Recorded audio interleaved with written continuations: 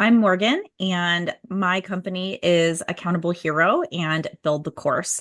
And how I got those started is I was working at one of the more popular coaching software companies, and I was there for 4.5 years. My title at the time was Director of Customer Love and Handholding. So I ran all of the customer facing stuff, wore a ton of hats, learned so much, and I was also coaching on the side. And I got really enmeshed in the community of working with coaches. So when I left that company, I made this announcement on LinkedIn. I didn't know what I was going to do next, didn't know what direction I was headed or if I was going to change careers entirely, just open to whatever was out there. Made an announcement on LinkedIn. Hey, what's next? Anybody have, any thoughts or openings or anything? And messages started pouring in from former customers of mine when I worked there that were still using that software. Hey, I'm struggling with the software. Can you do a quick project for me? Is there any way I can just pay you to set it up for me? Or I have a course and I'm struggling to build it in there. Can I just hire you to do it? So I reached back out to the founder of that software and said, hey, your customers are coming to me and they're asking questions that they had asked while I was there. People asked all the time.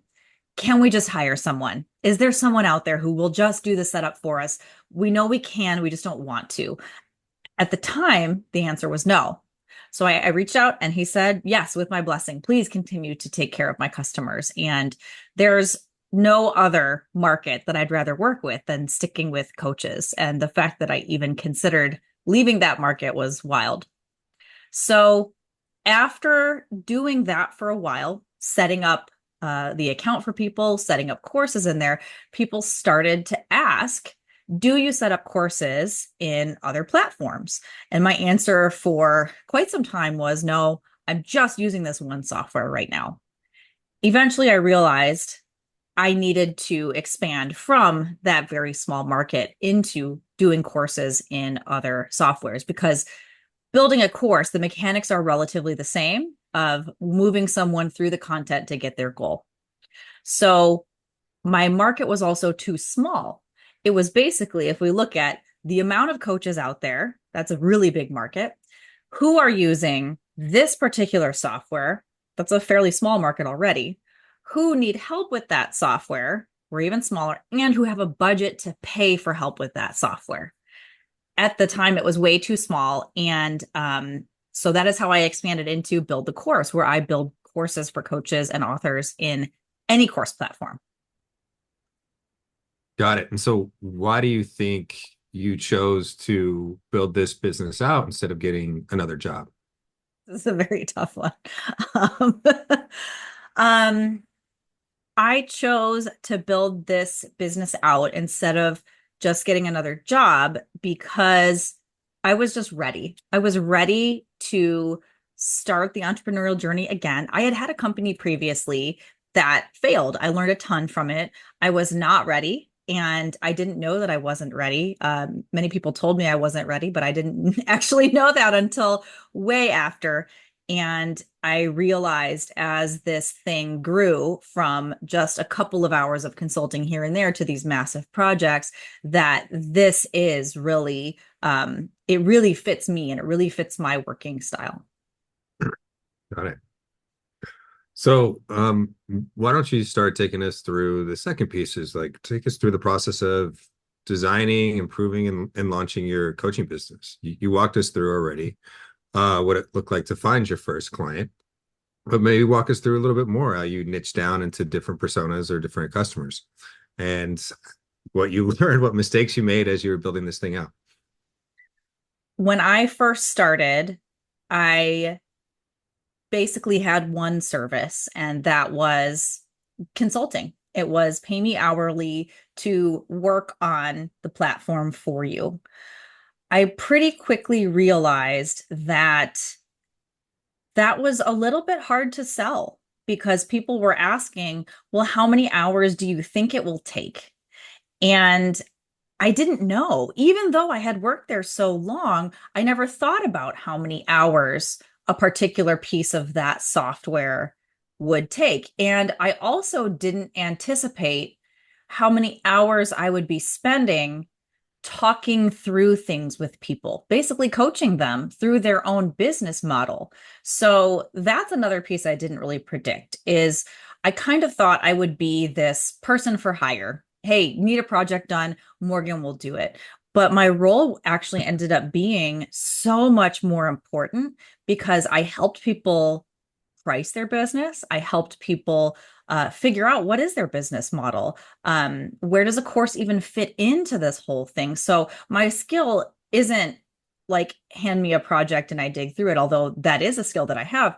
But where my real value lies is in the bird's eye view of somebody's coaching business and being able to coach them through it. So I realized this needs to be a package instead of an hourly project, because I don't know that I'm going to get a lot better at knowing how many hours something will take. Sometimes things balloon. I didn't realize there were 3,000 parts in this one project until I'm actually digging. And sometimes our things are, faster, or, we spend more hours talking or whatever. And I don't want to surprise people with a bill. I started making these flat rate packages and saying, here's what you'll get instead of we'll work for however many hours it will take. And that was a lot easier to sell as well. Um, Additionally, with improving what I offered, I listened to people. And that sounds really simple and really stupid, but I listened to what people were asking me for. The things that they requested over and over and over, I realized that needs to be another package that I offer, or that needs to be added to the list of what's in the package so that it's more clear as a description. So you walked through and touched on pricing quite a bit. I know a lot of coaches ask about how did you decide your hourly pricing, and how did you decide in turn those packages? Did you just add up those hours? And go ahead and start with the first question. So I don't remember how I set my initial pricing. I work very intuitively with certain parts of my business. So a lot of what I do, um, for better or for worse, doesn't start with a strategy. Um, as my team grows, I have more people involved who are more strategy minded than I am. I'm very throw spaghetti at the wall and let's see what happens kind of person. So this might come as a disappointment to some who are reading or watching this, but I didn't have a strategy. I had never done this type of work before, and I didn't look up what I should be doing. I just started charging an hourly rate. And once I realized that these things should be packaged, I created a package price. I didn't really have like a reason for setting my price how I set it. But I did slowly increase the price as I had more and more testimonials coming in. So I had more trust with my audience, and I raised it to the point, and actually I'm realizing at this point I probably should raise it again. So, the typical advice you'll get is raise it until you get no's, and until you get no's in regard to your price specifically. And I don't want this to sound like I'm bragging, but I very rarely get no's in my sales process. So that might indicate that I could raise my prices again, or maybe should raise my prices again. So that I know it's a little bit of a non-answer, but I didn't set out with a plan with my pricing. And if you're comfortable, are you willing to tell us where those prices started and where you're at today? I think where the packages started, and again, I don't know that these are the exact numbers. I think they started at just under $2,000 for the complete account setup in that software, guaranteed in 30 days. Um, and now that package is about 3,500. And for the course building, that started at around 3,400, and that also has a guarantee. And now that is 5,375, guaranteed in 60 days. That's another change that I made, is moving the courses from guaranteed in 30 days to guaranteed in 60 days. not because things go more slowly on my end, but because I've realized that this process takes longer on the client's end. And the 30 days thing was very stressful to them. And that is not what I want to do. I want it to be an easy and joyful experience. And so if me putting that timeline on it feels oppressive, let's change it and make it easier. Got it. So since you've launched, talk to me a little bit about how you find your customers, how you retain them, how do you bring them back? I do really well through word of mouth. I ask for referrals all the time. And I also offer a 5% referral bonus to anyone who refers me. So this works well for people that I know.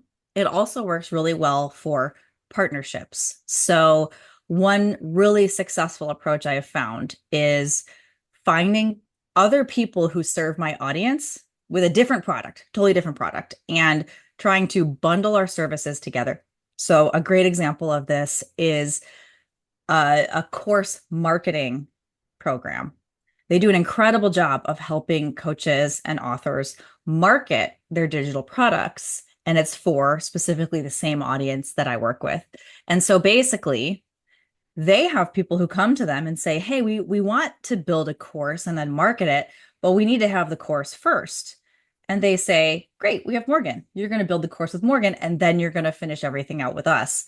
Um, I've also done some partnership with coach training organizations and things like that. So that works really well to get those customers because they're somebody else's market, and then I get to save some effort. When it comes to retaining customers, um, that's a little bit more, when it comes to retaining customers, that's a little bit, I have less of a process for that. So I do ask them for a testimonial sometime after we're done working together. And at that time, I also make sure they know, here are some other things I can do for you. I try to always have another conversation in the calendar, follow up and ask if they need anything. It's fairly manual still at this point, but I do have quite a few customers who come back for another project. Got it. So it sounds like you're not spending money on advertising. I'm really not. So purely organic. Yeah, the other couple things that work well for me are going to events and conferences. Even if I'm not speaking, I really like the in-person experience of getting to know people, and it just naturally comes up what I do. So if I'm going to coaches conferences or coaches retreats or, other conferences, again, even if I'm not speaking, I'm there to learn and I'm there to get to know other attendees. And by the end, I have a bunch of new clients. And I've learned that's a really nice sweet spot for me because not everyone is good at in-person networking.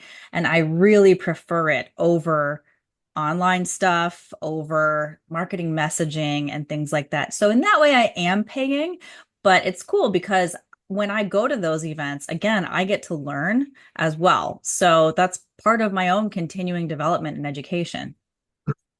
Got it. And if there was one maybe digital channel that you recommend, LinkedIn is a great spot for me. And recently I started talking on Reddit as well. And so Reddit has been somewhat successful. I don't have enough data yet to say whether it's official, but LinkedIn is definitely it.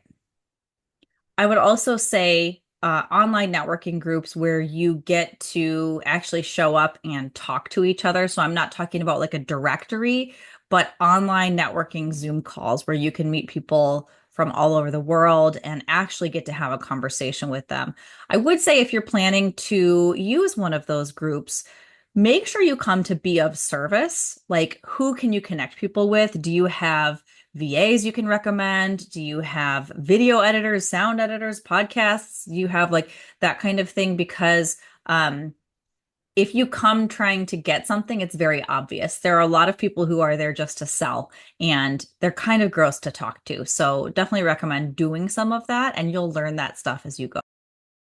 Right now, I'm making probably about an average of 11 to $12,000 a month. And I don't have a lot of overhead costs, which is neat. I have basically a bunch of software subscriptions. I have some team members, they're all contractors. I have, obviously travel costs to those retreats and conferences and things like that. But there's really not a whole lot of overhead. So today, I've been pretty focused on building my team and automating things so that my process is a lot more streamlined. The building of a course or the setting up of the coaching platform is more systematic now than it's ever been, which opens up a lot more for creativity and continuing to grow that way. And as for what the future looks like, I see a lot of growth in the future and continuing to add to the team, continuing to find new ways to serve coaches and authors. Got it. So do you plan to expand on into any new products or audiences in the future?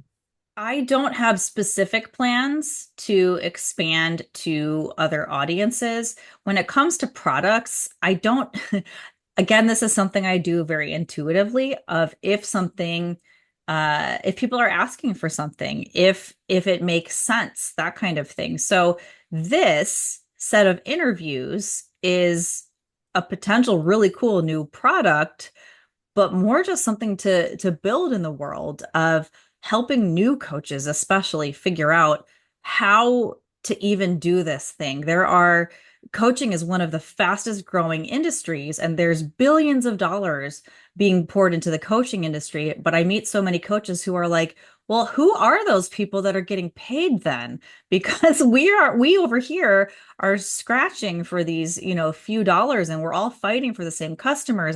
And a lot of people are having that experience because a lot of coaching schools teach you how to be an awesome coach, but they don't teach you how to run an awesome coaching business, which is a very separate set of skills. A lot of coaches miss that. And then they start to wonder, is coaching even for me?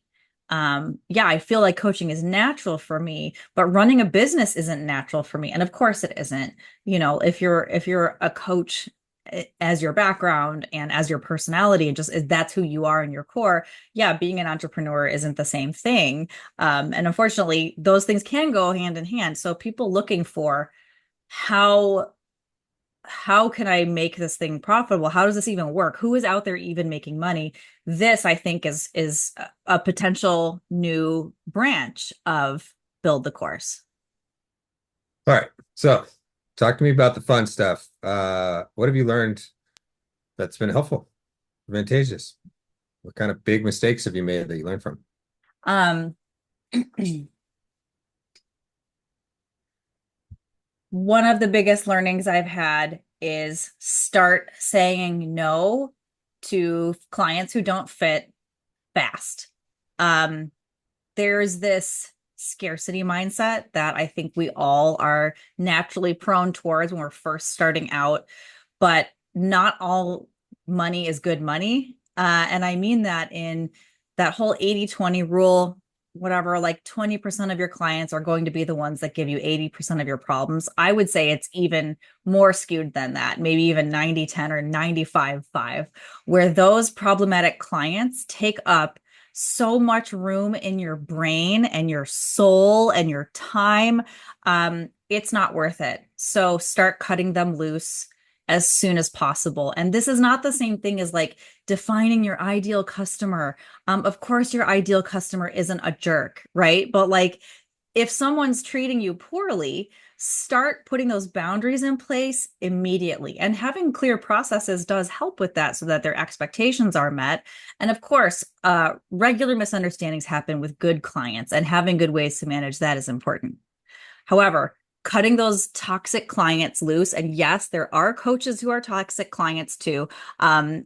It's so important for your mental health. And the more times I've done that, the more success I've found with, wow, that feels better.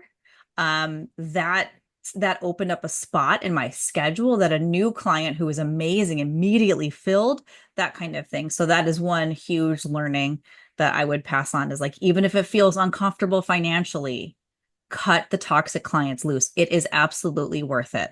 There's no amount of money that's worth that amount of suffering on your end or your team's end. Um, I would also say second learning is has to do with the teams. Start hiring, even if it's just a VA or even if it's just a bookkeeper, start hiring as soon as you possibly can. Again, opening up space in your schedule and your brain to do your deep work, your best work, your focus flow, whatever you want to call that, really good work. That's so important. And things get in the way of that. Those things that you hate to do, start noticing that. And those are the things you hand away first. Don't hand away the juicy stuff that you like to do. That's what you're doing it for. You'll burn out if you're not doing the juicy stuff. So, what I mean by that, things like your taxes, they have to get done. You may hate them. There are people out there who absolutely love to do taxes. That's their whole passion, their whole business. Things like any kind of tedious stuff that takes you a bunch of time. Let's say you're copying and pasting PowerPoint slides for 40 people. That is something a VA can do. Train them how to do it, hand it off, or even have a software do it. Start automating these things, but don't fall into the path of finding the right software and then you're spending 3 weeks looking at software. Like, just start hiring away these things as quickly as you can so you can focus on your best work. That. All right. Which platforms or tools do you use for your business?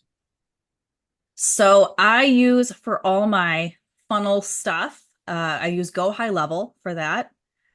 For my actual coaching and my projects, I use Coach Accountable. For my team to manage our ends of the projects, we use Monday. I have a lot of the standard tools for meetings like Zoom. I use Google Calendar. Coach Accountable does do all my calendaring stuff, and Go High Level also integrates in with the calendar as well. Let's see. I use Canva for a lot of my graphics and lead magnets and things like that. And for my VA, I use a service called Worksitter. And Worksitter is a combination of traditional VA work. You can give them things to do and sessions where they will sit with you while you're doing your tasks and help you stay on task, and you talk through the process that you're working on. So it's a little bit of accountability. It also helps because I struggle to know what I can give to a VA. When a VA is there saying, hey, that thing that you're doing looks kind of repetitive. Is that something I could take off your plate? Like, oh my gosh, yes, that's absolutely huge. And Worksitter is built specifically for neurodivergent folks to, again, help us with the accountability and the body doubling. And AI tools I use, ChatGPT, and I also use one called Goblin Tools, which is also for neurodivergent folks. And it does some great things like there's a feature in it called The Judge, where it'll read my tone in an email I'm about to send or an email I've received. It'll tell me what the tone of that is and help me respond in a way that is appropriate for the situation. All right, let's move on to books, podcasts, or other resources that are really influential to you. Way back when, reading the Tim Ferriss's 4 Hour Work Week, and I followed Tim Ferriss's like 5 Bullet Friday for a long time. That was really powerful. Um, I would also say I've not even finished reading it yet, but it's had a huge impact. 10x is easier than 2x was recommended to me by another coach and absolutely helped me reframe how I'm thinking about growing my business. I would also say Carol Dweck's book on growth mindset. So that is something that I've found very powerful as I've grown my business. And when it comes to just kicking off this journey for me in general, Landmark Education is where I did my very first transformational program. And that's where I was coached for the first time. And I learned, wow, how much a single weekend or a single person can transform everything about my life. That's also where I started coaching with initially, and I stuck with Landmark for a long time. So that's another one that was very influential on me as a person and my business. And actually, Landmark is what inspired that coaching software to be built in the first place, was their coaching programs and needing a system to manage those. Got it. All right. Advice for coaches who are just getting started out. My advice for coaches who are just starting out is firstly to really separate yourself from your business as much as you can. That thing I said earlier about being an awesome coach is not the same thing as running an awesome coaching business. Print that out, hang it up, look at it every single day, because it's really easy to feel like when your business isn't doing well, you aren't coaching well, and that's not the case.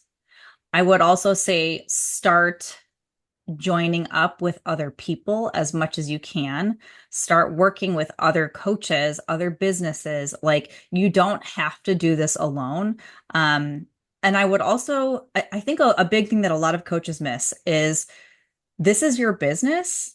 And if you want to be running a grown-up business, you need to run it like it's a grown-up business, meaning you need to invest in this business. It's not just going to start itself. It is going to take some financial commitment. It is going to take some time commitment. So if this is something you're launching while you're at a 9 to 5 corporate job, understand that there is going to be a significant commitment of time and resources if you want this thing to work. That's how launching a business works. Like, I think a lot of people have this idea that they can just start coaching and people will find them, and they'll build a website and people will just magically Google them, and they'll go viral on TikTok or something. But keep in mind, again, if you are pouring resources into your TikTok and ads and things, yes, you might be more likely to have a result on that. Um, but you have to treat this business like it's a business. All right. Well, Morgan, where can I learn a little bit more about your business? You can go to buildthecourse.com or AccountableHero.com. So those are the two different arms of my business right now. I do have a pretty big LinkedIn presence right now. So we'll put links for that and all of that stuff too. Amazing. Thank you for all of your wonderful time today. Thank you.